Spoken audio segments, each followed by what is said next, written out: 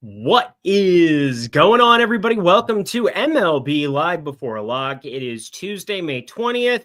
We're about to break down this lovely, 11-game slate that we have before us. Hit that like button, subscribe button, notification bell. That way you can be apprised whenever great content is going live here in our little neck of the YouTube woods. I got my guy, Fantasy Tips Matt. That is Matt Bellman, one of the best high-stakes fantasy players that exists on planet Earth. And I get to spend the next 57 minutes breaking down this slate with them. How you doing, my dude? Good, man. Always better now here to talk some baseball with you. Fun Tuesday night slate. I like the contest on Tuesday, so always excited to break down the slate. I wish we had better pitching options, but c'est la vie. Everyone's dealing with the same stuff. Oh yeah, no, this is grimy. This is actually very grimy, I would say, relative to some of the other slates that we've had that it's been rainbows and butterflies and everything's been pretty easy. And yesterday, it was hard to make a mistake if you got away from some Christopher Sanchez. I mean, he wasn't even a mistake himself. He was fine. Robbie Ray, Chris Bubich both ended up being awesome for me. They ended up a little bit higher round than I expected. Anything else that kind of made sense or anything yesterday? Because it ended up being a bad slate for me purely because the Phillies decided to go AWOL in the last 3 innings of that game.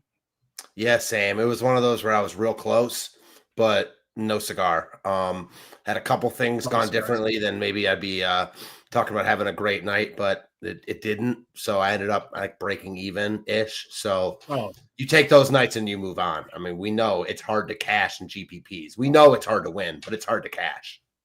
Well, yeah, because I mean, what we're looking for is this little pocket of space in MLB DFS, and the Sims tool is going to give you the best opportunity week in, week out to be able to take advantage of that. So you want to be checking it out. Plus, we've got tons of great offers here from a DFS perspective to bring up. We got a really cool thing going on right now. It is this beautiful thing. It is called PGA Champ. Promo code PGA Champ is going right now. Sorry, PGA Millie. I lied. PGA Millie would be the promo code. Helps to know the promo code right from the get-go. But we've had tons of winners in the MLB, NBA, and now PGA streets. $1 million to Dr. Rex Goodfellow. That's a fantastic name, if I do say so myself. He ends up taking down a milli. It was great stuff to see. And we're celebrating with PGA Millie. That is 2 months. 2 months. When you purchase 2 months, you get another month free here on the tail end of the PGA DFS streets. Oh, it is great time. So you want to jump in, take advantage. The water is warm. Yeah, I absolutely love to see it. I'd like to win $1 million. Not going to happen for me today, unless, I decide to concoct some 8-player round robin ridiculousness, but probably won't do that. Not really my style. Anything that stands out to you on this 11-game slate before we dive in, Matt, and go pitchers, stacks, and hitters like we always do? Yeah, I mean, I think what stands out to me is just the lack of good pitching options. We just don't have guys today. There's a couple guys up top, but they're really expensive, not in great spots. We just don't have a lot of good options. So definitely seems like a slate that's going to be won by bats, bunch of good stacks and good spots, and interested to see how you look at the inexpensive pitchers tonight. I got one. I always got one, Matt. I always have one of these guys. Lately, they've been popping. You got to have one. They've been popping. There's one guy that just is absolute. I'm way higher on than the field. He's not currently in this sim. I have it in another sim in the corner. I'm sneaky like that. But anywho, the Sims. And I will say, I don't get offended easily, but I can't believe you didn't notice my new artwork in the back, the Albert Bell and the Sean Kemp on the side here. I don't get offended easily, but man, I'm hurt right now. So. It's an offensive ball cap. I'm offended from here. It's from the 90s, so we'll take it. I know. It was fine. There are a lot of things from the 90s that I'm sure I will not repeat on this show for fear of not just cancellation, but I want to be a good person. Yeah, I'm totally with you. And I am not against them changing the logo, but I can celebrate their past, can I? I think that's fair. I think it's fair. It was a great logo once upon a time. Yeah, it was fun. Totally understand why it's not there anymore. Anywho, we're going to continue on our merry way. You're damn right we are. You're damn right we are. AJ Worse coming in every single time. I'm sorry that I enjoy saying it. It's my catchphrase, if you will. You come in and say it every single day. So obviously it's landed. Let's cry. Matt broke even one night. LOL. That's kind of the way I feel. Fuck this guy. Go F yourself, San Diego. But I wasn't even like crying about it. I was just saying that's what happened. So I mean, I'll take it. I was happy about it. Again, though, like it's a game of inches. I mean, all DFS is. I was and close, but marriage. yeah, this is very true. I was close, but couldn't quite get all the way to the top. Also it was that big 111 last night. So I like the smaller field stuff. We got more of that tonight. Eric is so disrespectful. He should have noticed. I should have. May God have mercy on my soul. Stowers home run. I feel so much better now that you know who, Trent himself, decided to say there was no way it was happening. And we got Team Eric in the house, Eric McPherson, tons of things. Man, we've got a great PGA Millie promo going on for everybody who wants to take advantage. 2 months of any Core Max opportunity where you can come in and you get a third month completely free for it. So June, July, you'd get August free, and that would lead you right up to NFL. That would be pretty awesome. Anyway, we're going to start talking about today's MLB slate. I'll bring that up a little bit later, I'm sure, here as well as Portfolio EV, which I'm sharing over at playback.tv/Stokastic. It's fantastic. I was going to keep going with that. But anyway, as you might tell, there's a auspicious pitcher there at the top. But let's go over to Tarik Skubal. Let's start at the tippy top because I do think he's the best pitcher on the slate. He won a Cy Young. I do think that it is a spot where he's maybe a little bit underrepresented, and yet I'm having a tough time really stomaching what I'm looking at here. And when we look at the player ROI at the pitcher position, I'm just going to group this by salary. A little bit of average simulated negative ROI there, but by far the highest projection on today's slate. Your major issue is that we have Coors Field. We've got tiny ballparks in Tampa and Oakland, like we talked about yesterday. We have the Dodgers and Arizona yet again going up against each other, although Arizona up against Yamamoto, a little bit more inspired baseball maybe coming from the Dodgers side of things here after losing 4 consecutive. But Tarik Skubal is the best pitcher in baseball year over year now. He's also 11-5 on DraftKings. What the hell do we do with Skubal, Matt? Yeah, kind of surprised he's getting that much ownership. I mean, he's so expensive, not like the greatest spot in the world, and he's getting ownership. Don't love that combo at all. I generally would like to get away from guys like that, but I just don't have other pitchers I like tonight. So I'm playing Skubal here. I mean, it's just a necessary evil, in my opinion. I don't think this is the highest upside spot for him, but he's the best pitcher on the slate, arguably the best pitcher in baseball overall. So he's expensive and he's getting ownership. And I do think DK did a really nice job of like pricing the good spots up. Skubal is priced up. Philly is priced up. The Yankees are priced up. The Dodgers are priced up. So it's hard to fit any combination of that. But I do think that with a cheap SP2 that is getting a lot of love, Skubal makes sense as the SP1. And I think you just kind of move on from there. I don't think you have to play him at this price, but for me, it's more of a who else are you playing than it is how much I love Skubal himself. How about you? Yeah, just looking at some of the individual players. I mean, Schwarber priced up over Ohtani and Judge is pretty wild to be looking at in Coors.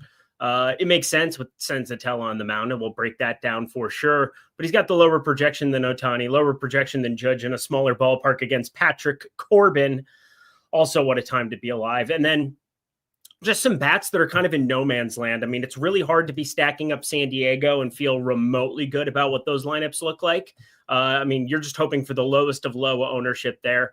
I'm more inclined to take shots. I mean, just look at, we have so many of these guys, and then we get into the small ballpark. And I mean, just like yesterday, the Athletics, the Angels, we're going to have to really, really stomach a lot of Skubal plus them type lineups, Matt, because those are the accessible stacks and they're the ones in the best spots. And when you just look at the ownership for those ones specifically, I mean, that's what I'm nervous about is it's not even just the Skubal ownership. It's what the hell else do you want to play with them that feels remotely good? It's that. And also if you take it a step farther, a lot of Skubal lineups are going to have Warren. So like you add those two together and then it's like, what are you building? And you're right. It's a lot of Athletics. I mean, a lot of Athletics. I think the Athletics are going to come in really popular. They're cheaper than they normally are even. Like, they're pretty inexpensive in general, but they've, like, not been priced down for this spot per se, but their price tags have kind of been, like, just falling 100, 200 per day, and that has continued today for some weird reason. So they fit nicely there. You'll see some Philly, but like, man, those guys are really expensive. I'm with you. I'm not sure there's like a team that's going to get so much ownership where you have to be that worried about it. I mean, I guess the Athletics and the Rays would be the two I'd be worried about the most. It's the Athletics for sure. And I mean, I'm just pulling up the stack ROI. I wanted to bring this up too. I mean, these are the two teams that are going to be so heavily correlated with Tarik Skubal, but they're the ones with the highest stack ROIs. Obviously, they're still negative here, but it's just the way that these entire lineups come together. And that's the thing that the Sims tool is really helping us encapsulate. But you look at Tampa Bay, secondary stack and everything. You're looking at the Angels. We do have some Houston floating in here as well. A little bit of Philly as a two-man, but God, oh God, the amount of Skubal plus that LA Angels and Oakland spot, or Sacramento Athletics, technically, looking just ridiculous on today's slate. But the Sims tool does have some crafty ways that we can work around that. And before I start breaking down the Hayden Birdsongs and Will Warrens of the entire universe, is there anything else expensive? Because we only have Yamamoto at 10.5, only other guy in the 10K range. It's a tough spot against Arizona. Maybe a couple of darts in large field, but I can't prioritize him in single entry. And then this Logan Henderson fellow is going up against Baltimore. And Logan Henderson has had some really ridiculous strikeout stuff starting off his big league career. I don't think this is going to be sustainable. I really, really don't. But I mean, so far, so good. If you're a Logan Henderson truther or, part of his family, I suppose, he doesn't really throw it all that hard. It's right around like 92, 93, but it's got movement on the changeup. And that changeup, if it continues to be effective, it gets enough whiff where I think it can be. I mean, he's a two-pitch pony, basically, and finding success doing it. I'm not sure what to make of him or Luzardo going up against Colorado in that same spot that Christopher Sanchez was mega chalk. We have a bigger slate. We have much more pitching options. Dylan Cease, who we'll get to here in a second, but 9K and above. Anything that you are entertaining for your limited lineups? Yes. So, yeah, I'll get to that guy last. But first, Henderson is just too expensive. I'm a big fan of his talent. I unloaded on him last start against Cleveland. He was expensive, but it was a smaller slate. Here, he's just too close to this more established pitchers in better spots. Baltimore has been really good not really good. They've been good against right-handed pitching, like one of the only things they've been good at, and they've got guys in their lineup. I'm off Henderson. Luzardo, I'm always a fan of Luzardo. Like, his stuff is really good. He's much better against lefties than righties, like even more so than most left-handed pitchers. So I don't love the spot for him, but at the end of the day, it is the Rockies, and he's not getting ownership. The guy I'm mostly on, though, is Yamamoto. Oh. I prefer Skubal, but I'll play them both together and kind of flip the bill a little bit. Yamamoto is just pretty clearly, to me, the second best pitcher on the slate behind Skubal. Not a good spot. You mentioned it, though, with the Dodgers, losers of 4 straight. I think that you see Yamamoto go as far as he can go tonight. They're not going to it's not the playoffs or anything like that, but I think they want and need a good start out of him here. It's mostly just that he's third highest in the top pitcher tool and the most leveraged, or one of the highest leveraged pitchers on the slate. So give me guys like that all day. I can make it work around him. Yeah, Yamamoto is not a guy that I'm going to land on a lot, and I'm a big Yoshinobu Yamamoto fan. Like, I love he's good. Watching this guy pitch. He's so damn good. I mean, every single one of these dudes coming over from Japan, I kind of said it in jest, but I think it's kind of true. They just come over with these split finger pitches that are just stupid. This splitter that he throws is just stupid. And there are going to be days that he's just unhittable, just completely unhittable. It is what it is. He's got a curveball that pairs very, very nicely with it.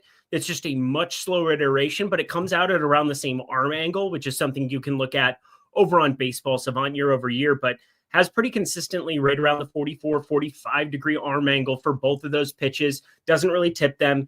And when it breaks with a different pattern to different parts of the plate, I mean, it's just ridiculous. The curveball, how much it dips relative to his other pitches, and kind of how the rise on some of his other pitches go. I mean, I just love Yamamoto and think he's going to make some hitters look silly. The problem is the quality of the hitters in the Arizona lineup is just much, much greater than just about any other team that exists on this slate. And you get Corbin Carroll, you get Suarez, you get Pavin Smith, I'm assuming, to be in that lineup. You know, they do the platoon thing there. It's really your only 3 strikeout bats up and down the entire lineup. And with Marte back, he doesn't really strike out. With Gurriel doing what he does, never really strikes out. Naylor, Perdomo, so on and so forth. It's just such a low equity strikeout spot. You know what I mean? I do. I mean, that's why the ownership's not there. So for me, like, his floor is lower in this spot, like against this good Arizona lineup. I don't think it's as tough a spot as like the facing his own team personally. So like Arizona's really good, but it's not the worst spot on paper, in my opinion. And, you know, again, Arizona would strike out more. It's like, you could say this about both sides. You know, when good pitching face good offenses, I think that both sides still have the normal ceiling they always have. Their floors are just a lot lower. So if Yamamoto is off here, like, Arizona can kill him. Certainly, they're really good. We've seen them do that to a ton of Dodgers pitchers. But if he's got his A stuff, which he'll have 10 starts this season, doesn't matter who he's facing, he's going to have a great start. Yeah, 100%. Yeah, I love Yamamoto, but 10-5 for him here. Skubal gets to go up against Detroit, where all the hitters outside of Torkelson are better from the left side. Well, Skubal plays for Detroit, so sorry. I mean, it's just my head going and spinning here. But I got you. I'm thinking about I almost like Lars Nootbaar, Brendan Donovan, Lars Nootbaar, Brendan Donovan, and I do think Ivan Herrera is really, really good. I knew who I was talking about. I know. Flipped it around in my head. Brendan Donovan, Lars Nootbaar. I mean, you get the Mason Wynn piece, more strikeouts. You get Jordan Walker, Pages, and Scott. I mean, these are just so many strikeouts at the bottom of this lineup. It's just silly. As far as it goes, like, obviously I'm not playing Eric Fedde. I just want to let it be known I knew which team I was breaking down. But yeah, I like Donovan more. I like Lars Nootbaar more. All my favorite hitters on St. Louis outside of Ivan Herrera come from the left side. I don't know what to make of Wilson Contreras right now. I mean, 249, 330, 401. These are his worst splits in a long, long, long time. The hard hit data still looks all right. So I'm holding out hope that he'll recover. You know, he got to make the move to first base because, well, he hasn't been that good. Nolan Arenado buried to the 6-hole today against a lefty. What a time to be alive when Nolan Arenado is in the 6-hole against a lefty, man. Yeah, that's wild. And yeah, everyone does that from time to time. I wasn't calling you out more so that I just didn't want you to keep going with it because you were kind of on a rhythm there. So I was. Well, let's get into a rhythm with some of these other guys because I love Dylan Cease for today's slate, and I don't think he's being properly accounted for. I really like Gunnar Hoglund, not relative to Dylan Cease or Skubal or somebody of that nature, but I like what I'm getting out of Hoglund, which is absolute, unequivocal leverage. I want leverage, Matt. And this is kind of the portion of the slate where we talk about where I could feel comfortable getting some leverage against guys. I think Will Warren, I'm going to have some Texas bats. And the inverse is true. I think as many Angels and Athletics are going to show up for people, Gunnar Hoglund still 4.5K prop, decent enough stuff to start off his big league career. Did get just, beach balled against the Dodgers. You know who else gets beach balled against the Dodgers? Everybody from time to time. So, like, I don't know what to make of this, but I do know that Hoglund is kind of somebody that I'm going to be way over the field on when it's all said and done. And I am surely going to be over 20% Dylan Cease. 5.5 strikeout prop. Stuff just looks tantalizing. And despite Toronto not striking out a ton, I think this version of the lineup is still one that I can get behind for him and feel pretty confident about his 5.5 strikeout prop today. Is there anybody in the 8K range you feel confident about? Not really.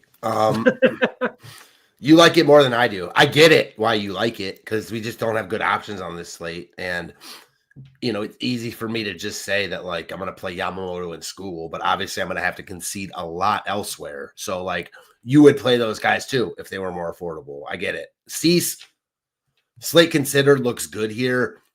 He is getting love, though, and I just hate the spot. I never like picking on Toronto. Like, they're not great. They're not bad. They just don't strike out.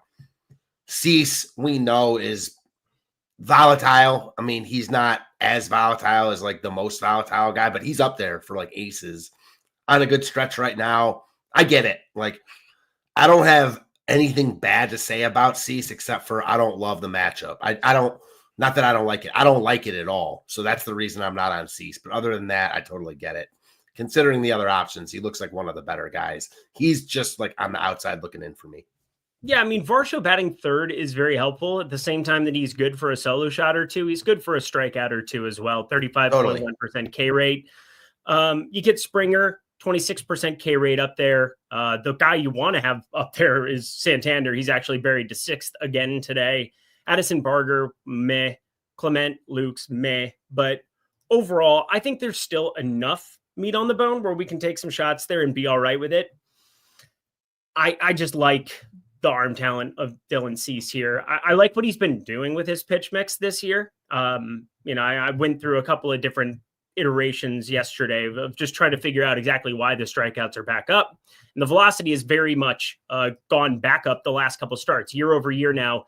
He's the first of like these main pitchers who, we're almost 2 months into the season. He's back to the same velocity as what he was at last season. And that kind of gets me inspired that, we're getting into the summer months, things will loosen up, and we're going to have some of these pitchers really go for 10, 11, 12 strikeout performances like Skubal's already been doing. So there is that. But overall, I feel pretty good about Dylan Cease still, sub 20%. And I just don't think there's a lot of ways that he gets steamed up because of how much ownership is coming in on this next batch of guys. Will Warren, 7,500, 32% ownership coming in his direction. And wouldn't you know it, you look at my lineups in the Sims tool, they are here for the chalkity chalk at pitcher. Will Warren, 56%. I didn't do anything, no boosts, no finagling of the projections. Will Warren is showing up a metric ton going up against the Texas Rangers today. What say you, Matt? How much Will Warren is too much Will Warren? Yeah, this is a tough one for me. Me too. I really don't like it, man. I just don't like it. He's not a pitcher that should ever be this highly owned. It's just a price and slate thing. That's why I can't be like it's a bad play because there are so many good bats on this slate. Like, you're gonna need a lot of times this slate plays out. Not every time, but a lot of times you're going to need at least one of these cheap pitchers to be good. And he looks like the one most likely with his price tag and his K rate, all that above. The matchup's not scary.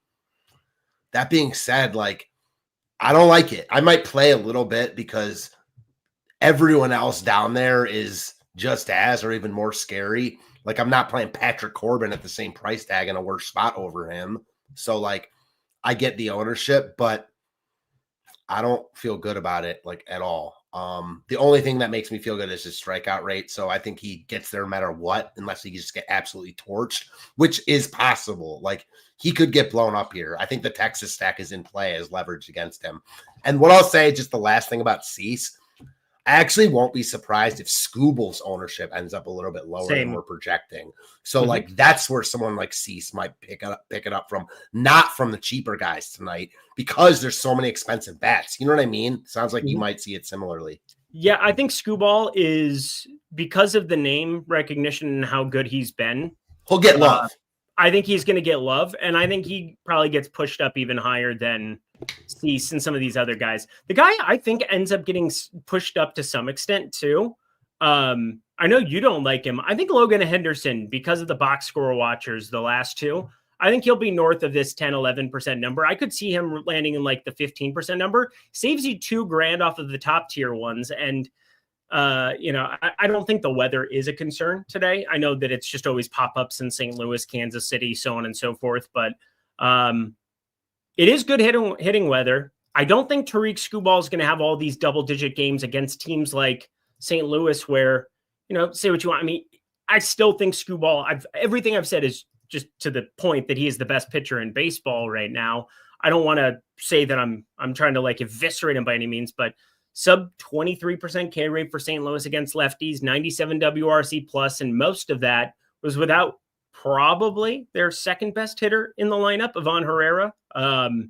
Absolutely love that guy. Absolutely love Ivan Herrera. I think he's going to be a stud and going to be a stud for a long time. But Don't know about Tarik Skubal getting trimmed down in terms of ownership. I think he kind of stays where he is, but I'm hoping somebody else in the expensive range, whether it's Yamamoto or him, pulls more ownership, because I think there's a number of guys that we'll get to that have some interesting upside. Skubal's not coming in at 40% owned in high stakes. I'm just going to tell you that right now. High stakes, no, probably not. Probably not. I don't even think he comes in, again, maybe I'm wrong here, but I have a general good sense of ownership.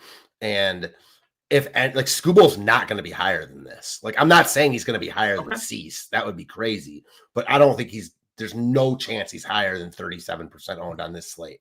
Yeah, he's 2,000 cheaper. Helps a lot. Yeah, that's kind of what I'm thinking with the Milwaukee spot against Baltimore. People picking on Baltimore, even though still got some powerful lefties. But you know what? In the name of strikeouts, I will give up a little bit of salary. I'll give up a little bit of the raw projection. There's a lot of stacks to get to today, and they are not cheap. But that leads us to this.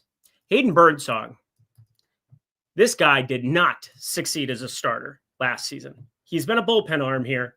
He likes to give up the long ball from time to time. I have bet Perez and Witt Jr. to both hit home runs in San Francisco today. What a time to be alive. Gives up more power to righties, which is kind of interesting for Hayden Birdsong, righty. But I definitely see what the Sims tool is getting at. You got to find something cheap if you want to be stacking up some of these big boppers.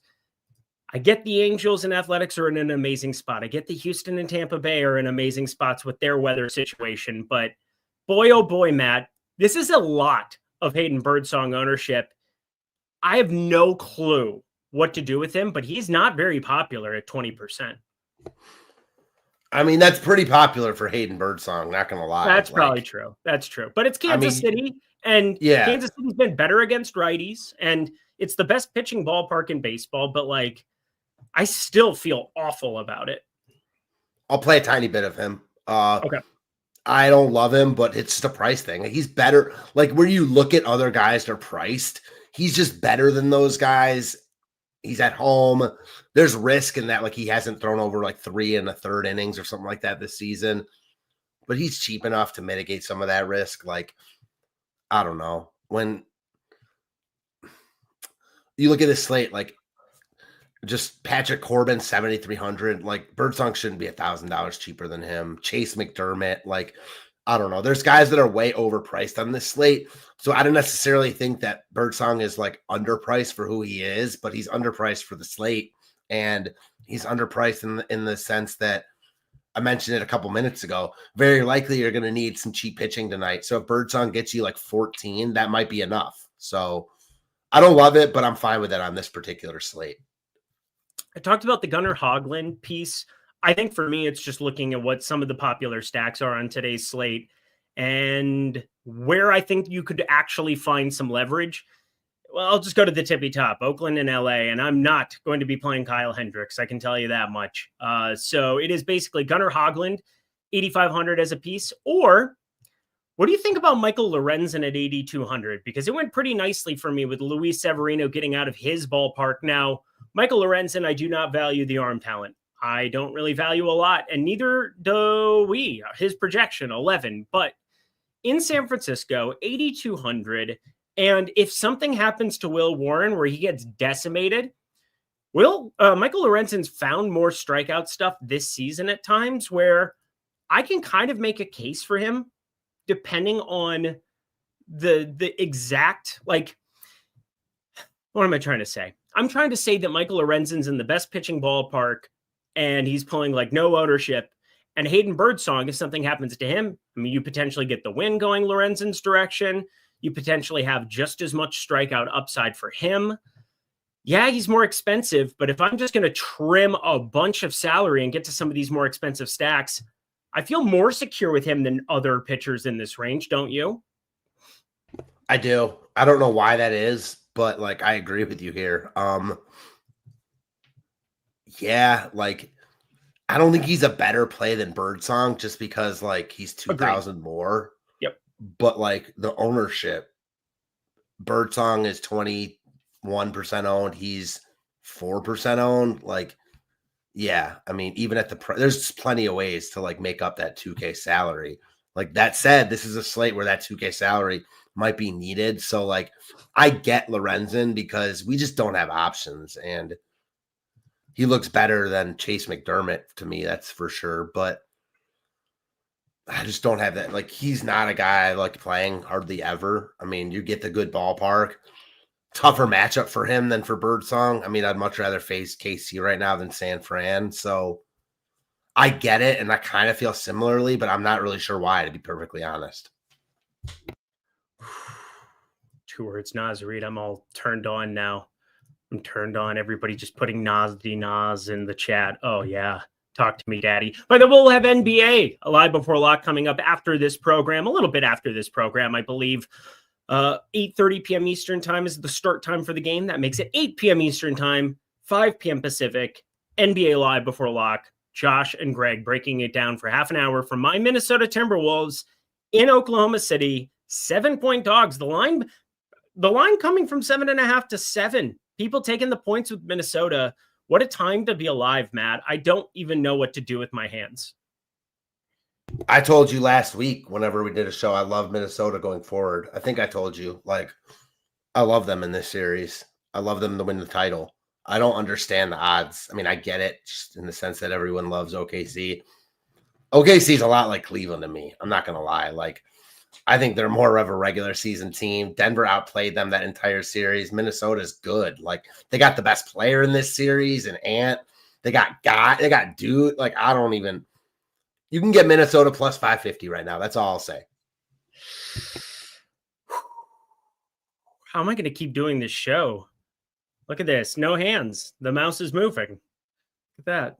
It's incredible. I have no other pitcher that I even want to remotely talk about. Do you? No. Ryan Nelson? I mean, nah. I don't think he's going to go long enough in the matchup. I mean, nah. Patrick Corbin? Not for me. I mean, I get it if someone played him, but like not where I'm gonna. I stacked the Rockies against him, so I'm not playing him against the Yankees. Casey Lawrence? Not opener. I can't do it with any of these other guys. I mean, he's not the opener. What's his face? Yes, my fault. The other Casey's the opener. Legumina, I think is what the name is. I'd have to look at it. Well, that don't look at it. You're staring into the sun. You won't be able to pronounce it. Just have an absolute brain fart. Legumina. I have no clue. I apologize to him and his family, and may God have mercy on my soul as we go over and talk about FanDuel needs love to no discrimination here, squirrels. Keep your hands off my cheeks. Let me study how you ride the beat, you big freak. We're going to go to FanDuel, where Tarik Skubal is not your most popular pitcher. No. Will Warren is your most popular pitcher over on FanDuel. Hayden Birdsong sitting there third. Eric Fetty is fourth. What are we actually doing with our lives if Eric Fetty is the fourth most popular pitcher on a slate, Matt? Yeah, I mean, that's something, right? Like, that's something. I got no words. I'd rather drink bleach. I'd rather do a lot of things than play Eric Fetty. Not that he's like popular though. Like, it's very jumbled in there. We don't know exactly how it's going to turn out, but I don't want to play any Eric Fetty, even at low ownership. So yeah, I'm with you. I'd rather go walk shirt off in Chernobyl than fucking play Eric Fetty as the fourth most popular pitcher on FanDuel. So congratulations to him on his 7 strikeouts, 6 inning, no run given up performance today, because I absolutely do not believe that people will actually do that when it's all said and done. Love Dylan Cease. Love Yamamoto as well. I mean, the thing is, Skubal is not correctly priced at $11K flat. He should be more popular. Will Warren is definitely your cheapie du jour if you want to get to some of those more expensive stacks. And trust me, on FanDuel, where you can only play 4 batters from a team like the Dodgers, 4 batters from a team like the Phillies, the Oakland Athletics are not expensive enough there either. I mean, there's going to be some real chalk you're going to have to beat out on FanDuel. You're threading the needle by trying to get away from Skubal and Warren, I think. But if I were, that's kind of my whole case. 5.5 strikeout prop for Cease. We got Yamamoto sitting right in that same ballpark. I mean, you're just kind of using the market to help us out there. using props to help us with our projections. And I think that there's paths to getting to them on FanDuel. Do you have a case for any other FanDuel pitcher outside of these top guys and maybe some of those high strikeout arms? Not really. It's so like there's always such good bats that are so cheap on FanDuel. It's really hard to get away from expensive pitching there, in my opinion. Like, I think if there were a night, it'd be tonight because there are really expensive bats, like a bunch of them that you can play together. But there's just guys all often way mispriced there where I just think you want to stay up top. Totally with you there. All right. Well, I'm excited to break down these stacks because boy, oh boy, we got some filthy chalk today. Filthy chalk, my friends. But you know what? We also have a filthy good tool. It's called Portfolio EV. I'm sharing it over at playback.tv/Stokastic. And what is Portfolio EV? Well, if you tuned into the show before, you've probably heard of it. You've probably heard me mention it from time to time, but I want to point out what it can do for you. What it can do for you is make you money hand over fist day after day after day. And that is the name of the game, is sustainable profits with a market-based approach. A market-based approach is comparing the sharp sports books and the sharp books that excel in certain markets and using that information to allow us to wager at other sports books or places like NoVig and ProfitX, where you can set your own lines and have an opportunity to make money in the streets. And well, you want to be checking out Portfolio EV right now because it's 7 days completely free at the link below. And we know in DFS, you get these swings, even playing cash games these days, you get wild swings at times where, you know, you don't necessarily have a slate that everybody's going to be getting that different, or you're going to be, you know, holding hands in a lot of your head-to-heads, you know, especially as we are getting out of the NBA streets. God forbid you're playing NBA cash games right now, but 7-day free trial of Portfolio EV, that can buoy your bankroll so you can take shots in GPPs on the PGA streets. Great stuff coming up there this weekend. We've got MLB going all the live long day from now until the end of forever. We've got NBA winding down, but surely still a spot you want to take some shots in some of those big GPPs. We got a milli maker coming up for the first game of the NBA Finals. You best believe you want to sustain that bankroll. And if you really do, sign up at a bunch of sports books with some of our offers that we have going. Oh, yeah. You can also get the DFS tools completely free to inform your play. And with Portfolio EV, you also have an opportunity to make money every single day, over and over and over again. Not guaranteed to be making money every single day, but over a long period of time, that green graph of Greg's goes up. G. Ehrenberg DFS. Follow his thread every single day, sharing the top plays from Portfolio EV. Check it all out. Again, this is such an incredible tool. No matter where you live, you have access to the best in the industry with Portfolio EV, 7-day free trial at the link below.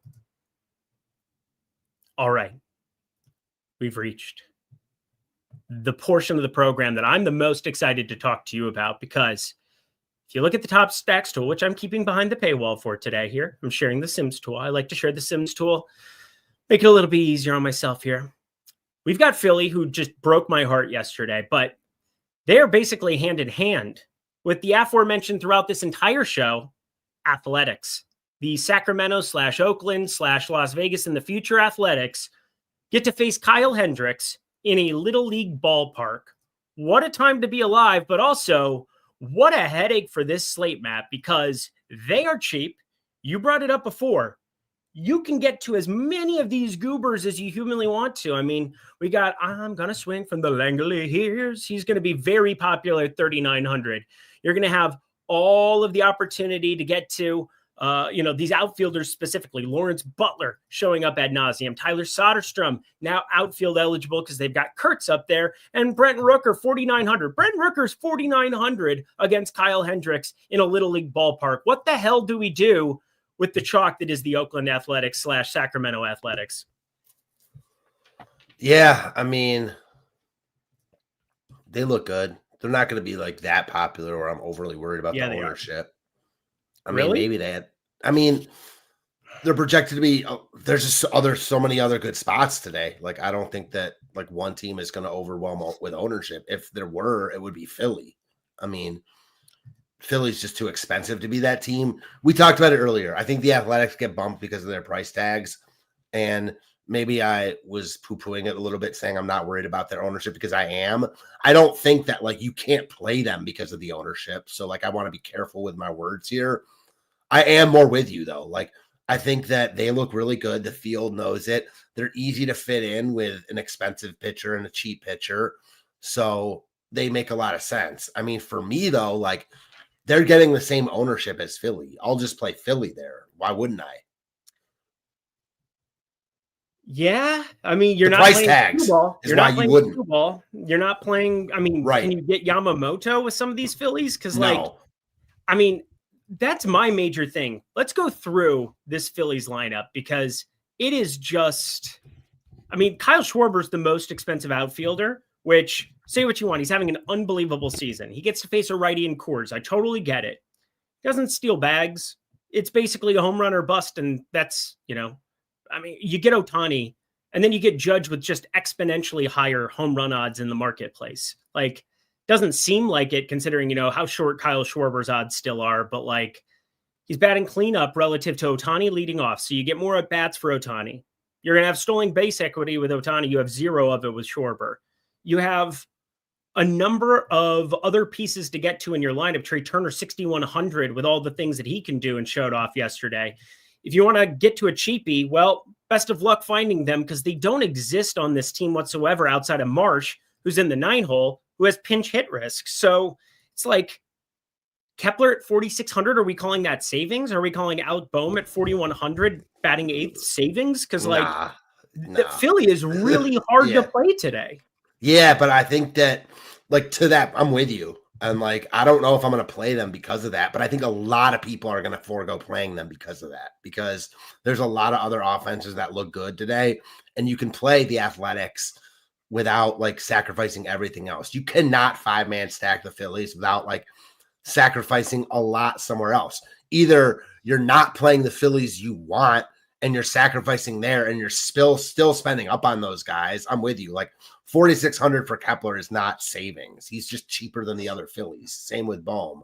You can play those guys, or you can play the good Phillies and then like not play anything good anywhere else. So it's a conundrum here. I mean, I don't think the 5-man Phillies stack is going to be overly popular, like, at all. If it isn't, then that's definitely a spot to entertain. And this is where I'm worried about the Birdsong stuff because we have him sub 20% right now. Seen a lot of talk about him in the industry. I've seen a lot of discussion points, and I have a lot of question marks about Hayden Birdsong and his ability as a starter relative to his, I would say decent ability as a bullpen arm. I expect the strikeout stuff to dissipate. He has a much worse expected ERA than his 2.31 ERA. 1.29 whip. He's walking a couple of too many guys in some of these relief appearances. It's been a while. He got a full 5 days of rest coming into this. So like Hayden Birdsong, I think should be stretched out enough. Got up to 65 pitches last time out, but let's say he's limited to 80. 6,300 for him. You still need to have some type of upside there. Or is he your only path to be able to roster the Phillies? And like, if you just run into Birdsong plus Warren plus Phillies, like you're battling 3v3s in a lot of those other spots. Of course, Kyle Tucker hits a home run today. Are you kidding me? Are you kidding me, Matt? Are you kidding me? That's just how the cookie crumbles. I mean, yeah, we know how that works in DFS and betting. So it is Kyle Tucker, though. Like, he's going to homer. So can't be that upset about it because he's going to homer a lot. Yeah. Anyway, I just want to point out the Sims tool. It recognizes good game environments. The Athletics, Philly, LA, Tampa showing up there, Houston. 5 of my top 6 are from those game environments that I discussed earlier. It's really hard not to get to one of those. I will say, I wish the weather was a little bit better in Seattle, but maybe that just keeps their ownership low yet again. I thought their ownership was very doable yesterday still on a smaller slate than what we've got here today by a little bit. And I don't know, probably wore all out a little bit. And then there's that Patrick Corbin fellow who just continues to defy age and what we know about baseball. Hey, you've been terrible for 5 years. Oh, let's just find a resurgence with this random Texas organization that's revamping pitchers for no reason whatsoever. Okay. Yankees sitting there a little bit lower owned. Who else do you want to get to on this slate, Matt? Yeah, so other good stacks. I do think that there's like the Phillies, Athletics. Those are the 2 teams that really stand out. Phillies because they're in Coors against Senzatella. Athletics because they're at home against Hendricks and they're cheap. So those 2 teams are the top dogs. I like the Yankees here. I mean, Corbin, I'll still stack against him. He's been better this year, no doubt about it. Coming off a really good start against the Rockies. I think it could come back down to earth pretty quickly for him in this spot. And the Yankees look good to me. The Mariners look good against Adrian Hauser. Like, he wasn't even pitching well in the minors. The White Sox are just so depleted with their pitching staff. It's so bad that I can get on board with anyone against them. And Seattle, away from home here, nice ballpark upgrade. They look really good to me. And then 3 other teams I'll mention. Both teams in the Tampa-Houston game, I think, look good. Good ballpark for hitting. Both teams getting love because of their cheap, but not enough to scare me away. Yep. And then the one big GPP stack that I like that is not going to get any ownership is Baltimore. Ooh. Henderson has been really good, but still an unknown, just in his 3rd start in the majors. And the Orioles have been really good against I don't want to say really good again. They've been good, but really good against right-handed pitching. Yeah. And they're cheap and not getting ownership. So you're buying the dip on the Orioles against an unknown pitcher at low ownership. I'm about it. Yeah, I'm totally here for it too. I think getting some Orioles lefties, especially that was a team that last year, especially we just played ad nauseum and collect your cash here at the window. Laureano's 3K flat batting cleanup. O'Hearn is one of my favorite GPP bats on a day in, day out basis because of the first base outfield eligibility. You get Jackson Holiday, celebrate 3,600 at second base. Rushman 4,100 is cheaper than in days of yore. I'm definitely here for Baltimore. I think that they're a great GPP shout out by you. Not showing up a ton in the Sims, obviously sitting there with the 1.33% current exposure, but definitely one that I think if you trim some of the Athletics, you trim some of Philly, like I'm probably going to here in the next 15 minutes before we get to lock. I think I can definitely get down with my bad self and get a little bit more there. So I'm there for it. How does Milwaukee sound against Baltimore to you here as well? Because this is, a lineup that has some of the speed power combinations and, less power, I would say for sure. But overall, there's nothing from Sagano that I like at all. Sorry, that's not Sagano. Who's pitching today? It's McDermott. Aiken is opening. And then who's the guy coming in after? Thank you. McDermott, Chase McDermott. I do not think he's very good. And I look at, Contreras. I look at Hoskins. I look at Terang. Not a great start for him, but then you get some of these other pieces that definitely will steal some bags later on in this game. I don't know. I find Milwaukee to be pretty interesting. Yeah, so I like Milwaukee, but what's really interesting for me here is that, and we see this sometimes, Baltimore has a higher top stack percentage than Milwaukee.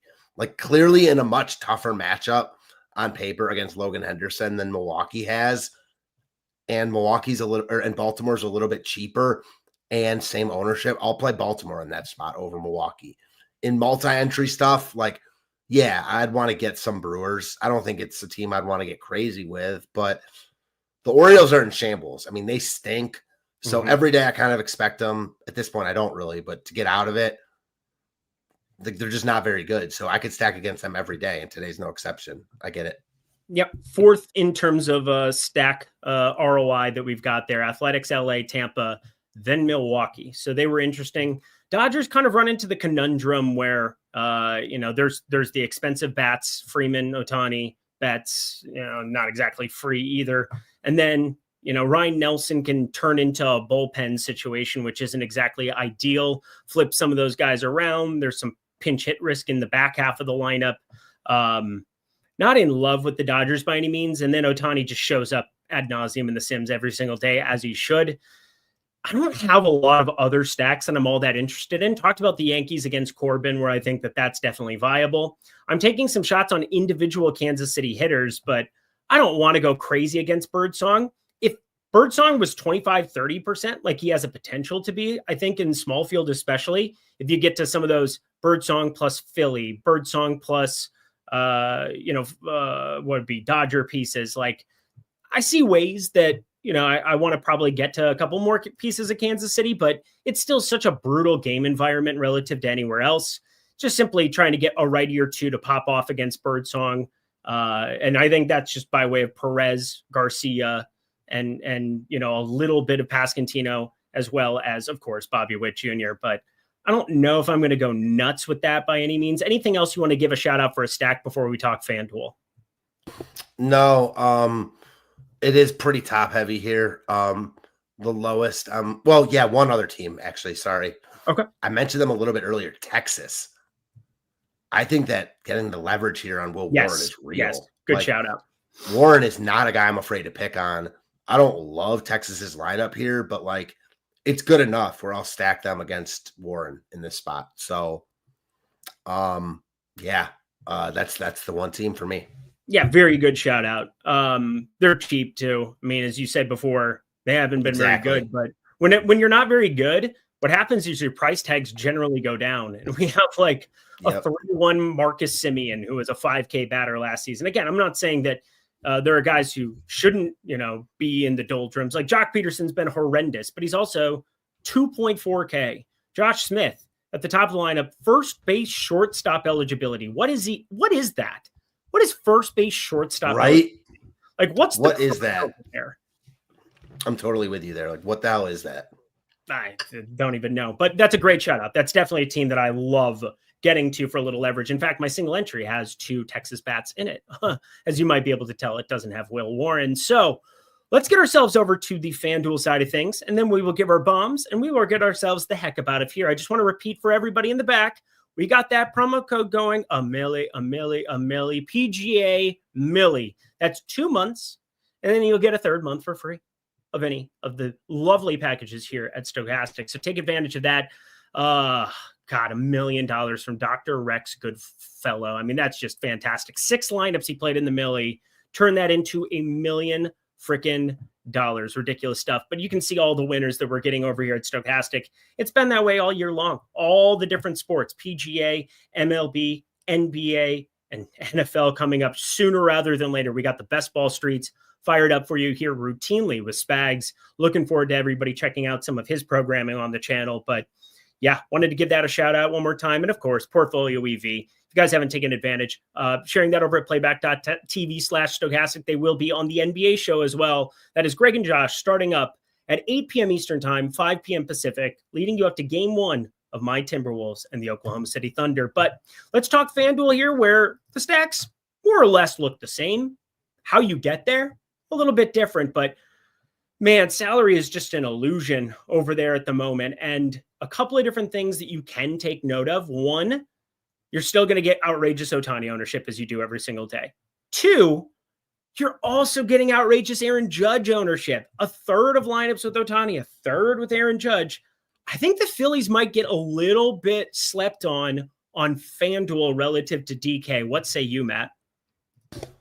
I don't know. I mean, yeah, I agree with your point, but at the end of the day, they're cheaper altogether on FanDuel than they are on DraftKings. So we have them projected for quite a bit more ownership on FanDuel.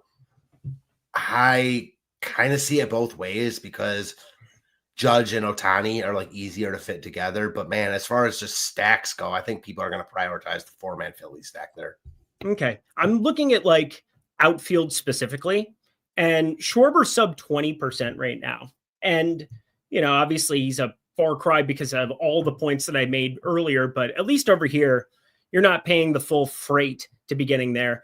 I'm curious about the other bats here for Philly, because this is now where you're going to get really low ownership relative to some other spots. I mean, Castellanos sitting there 13-4, mainly because the guys you want to get to on the Phillies side, Alec Boehm is pulling 14% ownership over there. What a time to be alive.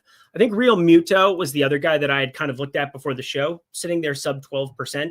People don't want to play catchers as much over there. Don't really care. Give me fantasy points. And Bryce Harper, he is your mega chalk within Phillies lineups, pulling 24 and change over there on FanDuel. So I wanted to point out there are individual Phillies that I think can be very, very interesting depending on what else is showing up in your lineups. But yeah, as you said before, the overall ownership coming in higher and top stack percentage also higher by a pretty wide margin over on FanDuel at 23%. It's still an under-owned team, the Phillies are, compared to over on DK, where not as easy because Tarik Skubal's price tag and some of the other tags that we have over there, just making it more difficult to pull off. Anything else from FanDuel you want to give a shout out? Not really. I think you put it really well when you said it's not that much different. It's just how you get there is different. I couldn't have said it any better myself. Look at that. Sometimes I say smart things. Not very often, but sometimes. Eric, it's funny. That fit very well. Thank you. I don't know what this was in regards to, but shout out to Spam Filter for not working. Appreciate you. Favorite single entry stacks. Let's tell the people our favorite single entry stacks. On DK, I am going to be rolling out a Seattle Mariners stack in single entry. How about yourself? I like that call a lot. They were short on my list. I'm going to say the Orioles. Orioles. Okay. Love. They're as cheap as they're going to get. I like Logan Henderson a lot, but we've read this book before. We know that guys can come up and be really good and then get blown up and then maybe be really good again for 10 starts. But it's rare for guys to just come up and be infallible for like start after start. Baltimore's been good against right-handed pitching. I'm on them here. All righty, y'all. We've reached that portion of the program. You know what it is. It is the Dang of the Day. Dang of the Day. I'm Spags, and I really hate Eric, but I get to make a fake voice that hides the illusion that I like him. Look at me, I'm Spags. Dang of the Day.